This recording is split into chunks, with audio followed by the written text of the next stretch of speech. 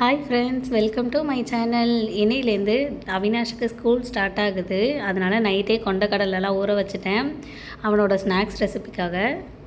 Alarm அடிக்கிறதுக்கு half an ஹவருக்கு முன்னாடியே எழுந்தாச்சு.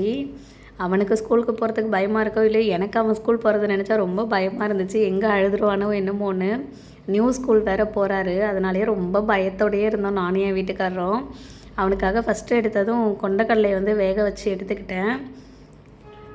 சின்னதாக ஒரு கடுகு உளுந்து கருவேப்பிலை மட்டும் கொடுத்து தாளித்தா போதும். நெக்ஸ்ட்டு நான் மதியம் லஞ்ச் செய்ய ஸ்டார்ட் பண்ணிட்டேன். குஸ்கா தான் செஞ்சுருந்தேன். அதுக்காக ஒரு பாத்திரத்தில் எண்ணெய் ஊற்றி பிரியாணி ஸ்பைசஸ் எல்லாமே போட்டுட்டு 2 வெங்காயம் கட் பண்ணி போட்டுக்கிட்டேன். அதுக்கப்புறம் இஞ்சி பூண்டு பேஸ்ட்டு போட்டு நல்லா வறுத்துட்டு தயிர் சேர்த்துக்கிட்டேன். தயிர் சேர்த்த பிறகு மிளகாத்தூள் போட்டுட்டு 2 தக்காளி, நல்லா பழுத்த தக்காளி கட் பண்ணி போட்டு நல்லா வதக்கி எடுத்து தண்ணி ஊற்றிட்டு 1 கிளாஸ் அரிசி நான் ஊற வச்சு வச்சுருந்தேன். அதுக்கப்புறம் 3 விசில் விட்டு எடுத்தால் நம்மளோட குஸ்கா ரெடி ஆகிடும். அடுத்து ஈவினிங் ஸ்நாக்ஸுக்காக மாம்பழம் கட் பண்ணி வச்சுருந்தேன். ஒரு வேளை குஸ்கா காரமாக இருந்துச்சு அப்படின்னா அவன் தயிர் சேர்த்து போட்டு பெரட்டி சாப்பிட்டுப்பான்.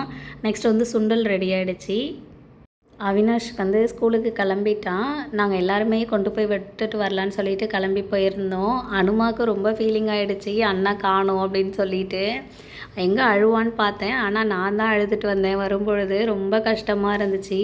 எல்கேஜி யூகேஜி படிக்கும்போது கூட ஸ்கூல் பக்கத்துலேயே இருந்துச்சு. அழுதா கூட நான் ஓடி போய் தூக்கிட்டு வந்துடுவேன். ஆனால் இங்கே அந்த மாதிரி பண்ண முடியாது. கொஞ்சம் பெரிய ஸ்கூல், நம்ம சொல்கிற எதையும் கேட்க மாட்டாங்க. அவங்க அண்ணாவை ரொம்ப மிஸ் பண்ணுறாங்க பாருங்க.